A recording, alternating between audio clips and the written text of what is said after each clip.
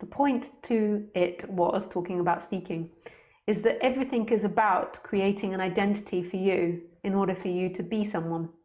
And there's nothing wrong with that. It's just a functioning that's happening in what is. But in that, there is such a strong identification with being something that there's another possibility that's forgotten.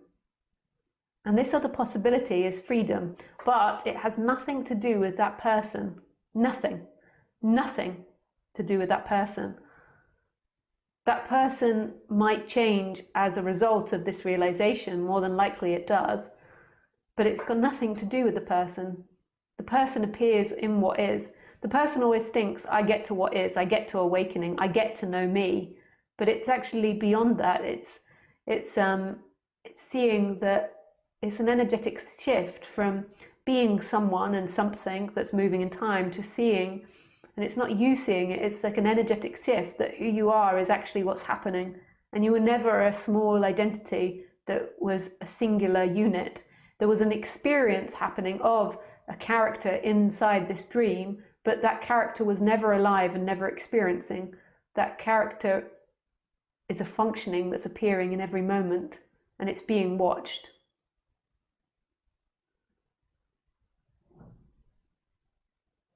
And you could say who you are is the watcher, but it even goes deeper than watcher, or goes deeper than consciousness. But it's okay if you want to stop and say watching or consciousness. But eventually you begin to see there is no consciousness, there is no watching, there is simply everything. There isn't separation from a watching and the everything. The everything is self-conscious, the everything is knowing itself.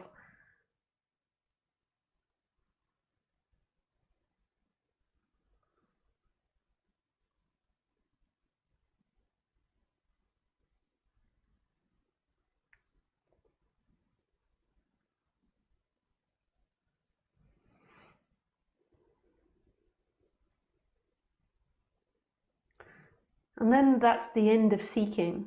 So a dynamic drops away in the person, which is called this end of seeking.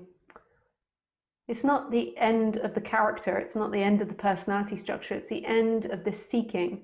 And the seeking is based on this fundamental belief that you are a person. And when you are a person, you're limited, and that limitation feels uncomfortable. And you're always trying to get out of that limitation. And you do it by imagining future events which will free you.